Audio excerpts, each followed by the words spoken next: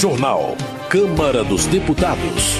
Lei orçamentária prevê déficit primário de 139 bilhões de reais em 2019. Proposta de emenda à Constituição torna o Fundeb permanente. Deputados sugerem medidas para enfrentar a crise hídrica no país. Boa noite. Em dezembro, a comissão especial da Câmara destinada a estudar e debater os efeitos da crise hídrica no Brasil aprovou o relatório final apresentado por Givaldo Vieira, do PCdoB do Espírito Santo. Depois de várias audiências públicas com a participação de especialistas e cientistas, o diagnóstico é de que a crise hídrica não é passageira. Por isso, o relatório de Givaldo Vieira sugere medidas para evitar o desperdício e conscientizar a população sobre a importância de preservar a água, um bem fundamental para a sobrevivência humana, que também é escasso. Ele destaca que essa consciência de preservação deve ser incluída nos programas do governo e na grade curricular das escolas desde a educação infantil. Temos que aprender a conviver com menor disponibilidade de água, superando uma cultura de abundância que nós temos na nossa formação. Então a gente está na cultura do desperdício. A partir daí nós passamos a estudar casos e as faces da questão da água, o uso da água na agricultura. Cerca de 70% da água doce vai para a agricultura, então a necessidade de ter tecnologias mais avançadas para o uso racional da água na irrigação. Na indústria, a obrigatoriedade do reuso, também a utilização das águas marinhas, estudos sobre a dessalinização, preservação das nascentes, com pagamento por serviços ambientais ao pequeno agricultor, isso é fundamental. Hoje são pilotos e precisa ter um programa robusto para compensar aquele agricultor que separa uma parte da sua área para produzir água para nós. Adelmo Carneiro Leão, do PT Mineiro, alerta que a escassez hídrica é um problema grave e que já atinge muitas cidades brasileiras. O parlamentar destaca que é preciso investir na revitalização das bacias hidrográficas e conscientizar a população sobre o uso racional da água. O uso da água, às vezes, para atender mais interesses do grande agronegócio, às vezes a água é retirada em tal proporção que não sobra água para matar a sede dos animais. Isso é grave. Nós estamos vendo centenas de nascentes que estão secando, rios inteiros que desaparecem, são intermitentes. Eu acompanhei, por exemplo, a situação da bacia do São Francisco, está diminuindo progressivamente o fluxo de água. Então nós temos situações gravíssimas que precisam ser controladas. Essa questão da outorga de água, ela precisa de ser repensada, ser revista, no sentido de que não se faça de tal maneira para atender os negócios, mais do que atender às necessidades da população. Adelmo Carneiro Leão também se preocupa com o uso exagerado de agrotóxicos que acabam contaminando o solo e a água. Mas, apesar do cenário negativo, ele ressalta que algumas cidades mineiras têm realizado experiências bem-sucedidas para enfrentar a crise hídrica, como, por exemplo, o projeto desenvolvido pela Prefeitura de Extrema para a recuperação de mananciais. Desenvolvimento Regional. Em 2015, a Câmara criou uma comissão externa para acompanhar as obras de transposição do Rio São Francisco.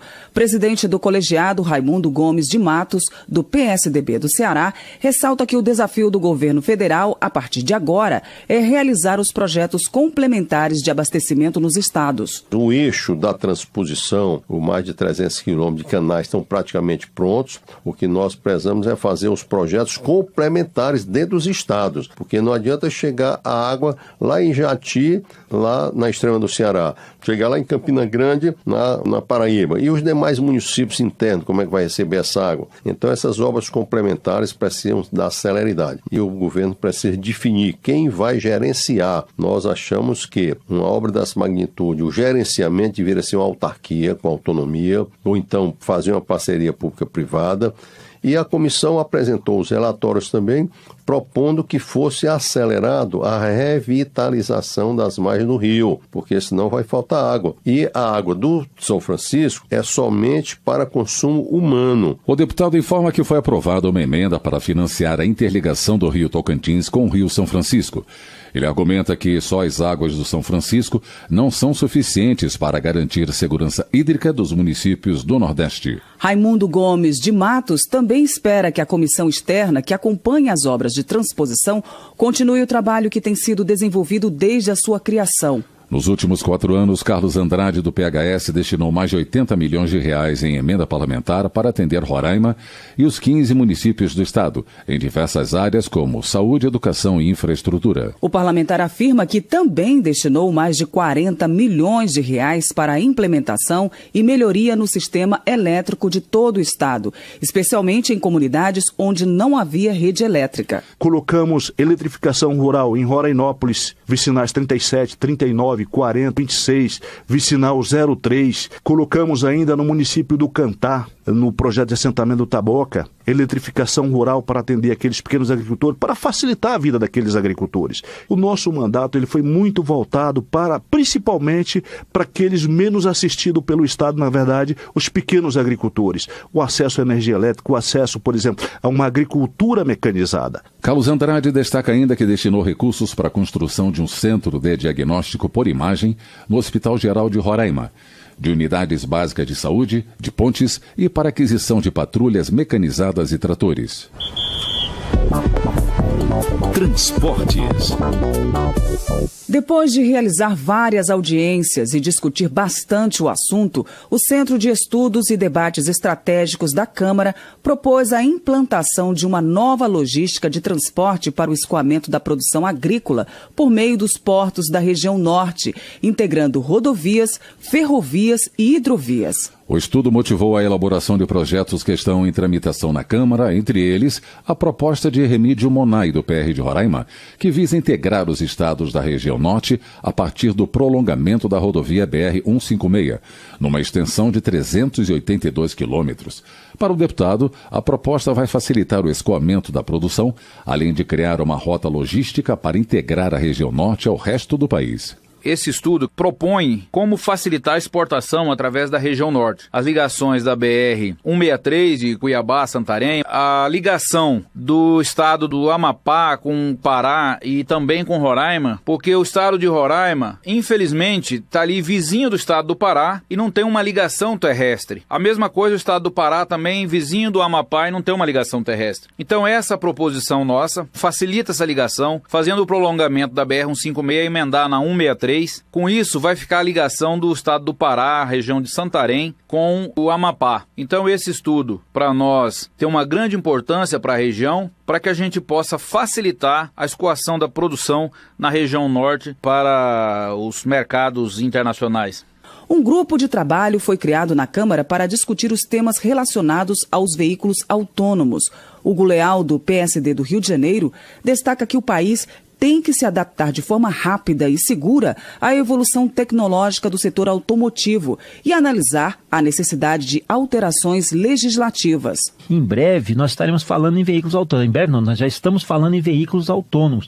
Como funcionará esses veículos autônomos, como eles serão direcionados, como ele será incorporado à frota, quem será responsável no caso de uma colisão, quem será responsável no caso de algum procedimento irregular, será quem está operando o veículo, será a montadora.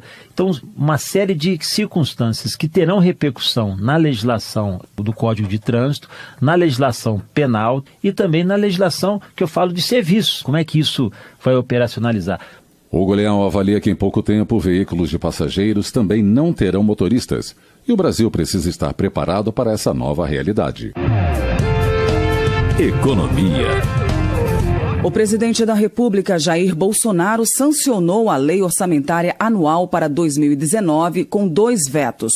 Um diz respeito à reestruturação da carreira de servidores do INCRA e o outro é relativo à criação de um fundo especial para modernização e inovação no Poder Judiciário. A LOA para 2019 também prevê um déficit primário de 139 bilhões de reais, como mostra a reportagem de Luiz Gustavo Xavier. O presidente Jair Bolsonaro sancionou com vetos a Lei Orçamentária Anual para 2019. O texto, aprovado no final do ano passado pelo Congresso, prevê um total de 3,38 trilhões de reais em despesas. Publicado no Diário Oficial da União desta quarta-feira, a lei prevê que o ano de 2019 fechará com um déficit primário de 139 bilhões de reais, resultado igual à meta fiscal estabelecida para o ano. Bolsonaro terá que lidar também com outro rombo nas contas. Isso porque a chamada regra de ouro prevista na Constituição proíbe que o governo se endivide para pagar despesas correntes, como salários e custos de manutenção. Nesse ponto, o orçamento ficou com uma insuficiência de 248,9 bilhões de reais, o que significa que as despesas do dia a dia vão superar as operações de crédito nesse montante. O presidente impôs 2 vetos à proposta orçamentária. Um deles na reestruturação da carreira de servidores do INCRA, Instituto Nacional de Colonização e Reforma Agrária. O outro é relativo à criação de um fundo especial para investimento na área de modernização e inovação no Poder Judiciário. O deputado Gilberto Nascimento, do PSC de São Paulo, acredita que os vetos não alteram a proposta aprovada pelo Congresso. Se você pegar, por exemplo, o caso de um dos vetos que tratava do INCRA, a alteração foi a alteração em estrutura de carreiras e aumento de remuneração. Outro item vetado foi o Fundo Especial do CNJ, que pedia um recurso a mais para inovação e modernização tecnológica. Entendeu o governo que isso fere o regime fiscal. Nossa global, eu acho que foi uma proposta interessante. Uma coisa que vai ter que se rever muito é essa renúncia de tributos e subsídios, que essa também foi a quase 400 bilhões. E o governo, para os próximos tempos, vai ter que repensar essa situação. Os investimentos públicos somam 155 bilhões de reais. Desse valor, 119 bilhões correspondem ao orçamento das estatais. Os demais órgãos públicos vão investir 36 bilhões de reais. Desde 2004, o orçamento não reservava recursos tão baixos para os investimentos. Naquele ano, o saldo autorizado para os órgãos públicos foi de 34,2 bilhões de reais. A proposta do governo Temer veio com valor ainda mais baixo, de 26,5 bilhões. Durante a tramitação, o investimento subiu 9,7 bilhões de reais, com as emendas apresentadas por deputados e senadores que focam obras em suas bases eleitorais. Da Rádio Câmara de Brasília, Luiz Gustavo Xavier. Trabalho. Celso Jacó, do MDB do Rio de Janeiro, apresentou emenda individual ao Orçamento Geral da União no valor de R$400 mil para ajudar jovens da região de Três Rios a conseguirem uma vaga no mercado de trabalho. A ideia, de acordo com o parlamentar, é criar 160 vagas para adolescentes e jovens aprendizes de 14 a 24 anos incompletos. Celso Jacó acredita que o acesso ao primeiro emprego vai ajudar a reduzir a violência e as vulnerabilidades sociais. Quando a violência explode, ela tem que ser combatida. A gente pode fazer um trabalho preventivo antes, de colocação de mercado de trabalho. Esse jovem que vai aprender, vai ter responsabilidade, vai ganhar um dinheiro. Então, é tudo que precisa para a gente combater a violência no Rio. Nós vamos estar bancando, com a emenda parlamentar, uniforme, parte da educação, treinamento, toda a infraestrutura, o seguro de vida. E a empresa vai estar dando oportunidade para esse jovem, mas ela vai ter um custo reduzido. É bom para a empresa, é excelente para o jovem e a sociedade também ganha com isso. Educação. Tramita na Câmara a proposta de emenda à Constituição de Raquel Muniz, do PSD de Minas Gerais, que torna permanente o Fundeb, o Fundo de Manutenção e Desenvolvimento da Educação Básica e de Valorização dos Profissionais da Educação. Pelo texto em vigor, o fundo especial termina em 2020. Raquel Muniz argumenta que para o Brasil contar com uma educação pública de qualidade, é preciso garantir investimentos contínuos no setor. A parlamentar também ressalta a importância dos recursos do Fundeb para estados e municípios. Em 2020, o Fundeb encerra. Ao chegar na Câmara Federal, eu tive a preocupação de garantir aos municípios, em especial aos nossos prefeitos, que sabem a importância que é o Fundeb como grande financiador da educação básica. A deputada professora Dorinha assumiu a relatoria desse projeto, que vai garantir, através de um texto constitucional, que o nosso Fundeb se torne definitivo, para as pessoas terem a certeza de que a nossa educação, ela não vai se encerrar o financiamento dela em 2020. Essa é uma PEC que diz respeito ao futuro da educação. A educação é um compromisso de todos nós. Direitos Humanos. Presidente da Comissão de Direitos Humanos e Minorias da Câmara por 3 vezes, Luiz Couto, do PT da Paraíba, ressalta que a democracia no Brasil não será plena se não houver políticas públicas específicas para o setor e as ações afirmativas voltadas para o respeito aos direitos fundamentais e à dignidade humana. Luiz Couto cita relatórios produzidos pela ONU que apontam violações contra os direitos humanos no Brasil. Para o deputado, é fundamental que o país mude essa realidade, principalmente no que se refere ao enfrentamento da violência. A ONU, toda vez que vem um relator aqui, ele coloca alguns pontos que aparecem como destaques negativos do nosso país. Primeiro, a violência. A violência sob as suas diversas formas, desde a violência infantil, da exploração e do abuso sexual, da violência contra as mulheres, com estupro, com feminicídio que cresce em cada momento, mesmo com a Lei Maria da Penha, a violência contra os idosos, a violência contra as pessoas com deficiência, a violência contra a comunidade LGBT, enfim, mostrando que é uma violência generalizada e que não se enfrenta. E a Comissão de Direitos Humanos é esta bandeira que está trabalhando para que nós tenhamos políticas públicas que possam trazer dignidade para a população brasileira. Eleições. Nas últimas eleições, o Ministério Público Eleitoral recomendou aos dirigentes de templos religiosos que não fizessem campanha nas igrejas. Mas pastor Eurico, do Patriotas de Pernambuco, critica a orientação dada pelo órgão e afirma que muitos candidatos se sentiram discriminados e prejudicados. Muitos líderes religiosos, eles entenderam que estariam cometendo um crime se pelo menos citasse o nome de qualquer candidato. Houve muita pressão e, em certo momento, muito radicalismo. Nós respeitamos o Ministério Público, mas entendemos que houve uma verdadeira perseguição a candidatos oriundos de instituições religiosas. Entendemos que todos nós somos iguais perante a lei. Ora, quer dizer que um candidato oriundo de uma organização de esporte, por exemplo, não houve essa pressão lá. Em outras situações, como sindicatos potentes que há nesse país, também não houve. Por que só em cima das igrejas? Que perseguição é essa? Pastor Eurico informa ainda que foi ao Tribunal Superior Eleitoral para registrar a reclamação e pedir o mesmo tratamento para todos os candidatos, evitando privilégios para uns e perseguição para outros. Justiça. A Comissão Especial da Câmara, destinada a analisar o fim do foro privilegiado em casos de crimes comuns, aprovou o parecer por unanimidade. Pedro Fernandes, do PTB do Maranhão, explica que o foro especial foi mantido apenas para o presidente da República e o vice, e para os presidentes da Câmara, do Senado e do Supremo Tribunal Federal. Pedro Fernandes explica que a proposta extingue o benefício para cerca de 55 mil autoridades e visa principalmente acabar com a impunidade. Quem praticou crime, naturalmente, vai responder pelos seus crimes. Claro que os crimes praticados no mandato sempre terão foro privilegiado. Isso é importante para preservar a autoridade. Mas o importante é que essa casa venha ao encontro do desejo da sociedade, que tem esse entendimento que o foro privilegiado é uma maneira de muitos recursos, nunca ser julgado, prescrever, e a estatística está dizendo isso, e a impunidade fica muito presente. Também é um legado que deixa essa legislatura nessa aprovação. Pedro Fernandes informa que a proposta, já aprovada no Senado, ainda será analisada pelo plenário da Câmara. Ele lembra que o texto só não foi votado em 2018 por causa da intervenção federal na segurança pública do Rio de Janeiro. Segurança Pública. Está em tramitação na Câmara projeto de delegado Edson Moreira, do PR de Minas Gerais, que classifica como crime de terrorismo os assaltos ou roubos em que são utilizados explosivos, armamentos de guerra e fuzis. O parlamentar explica sua proposta.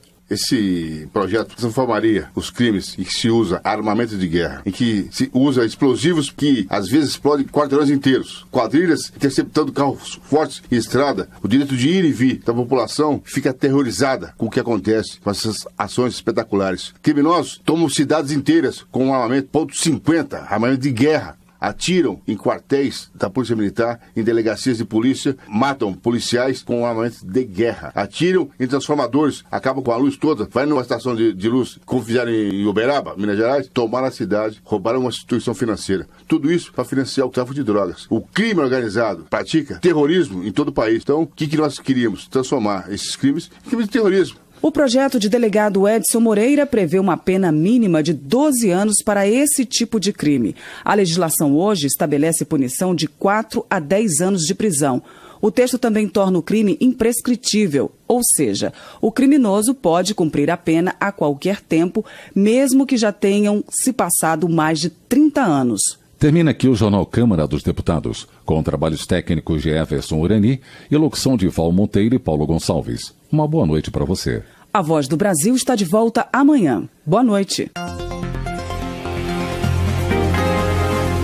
Você ouviu A Voz do Brasil. Boa noite.